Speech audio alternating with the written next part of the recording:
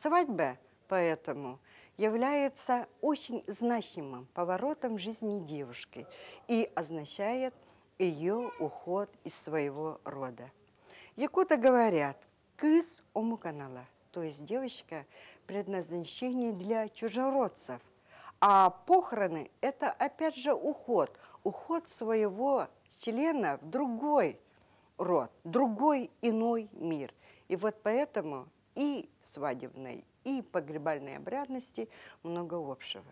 Вот так, например, при форме обменного брака девушка, невеста, иносказательно называлась костями, умох, что является ключевым термином погребальной обрядности.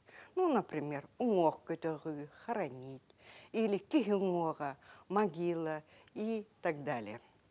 И поэтому глубокая семиотичность, изменение женского статуса во время свадьбы связано с ее ритуальным поведением, что выражается в следующих деталях свадьбы. Это прощание девушки со своей семьей, со своим домом, далее приезд и далее возрождение в новой семье, в новом качестве.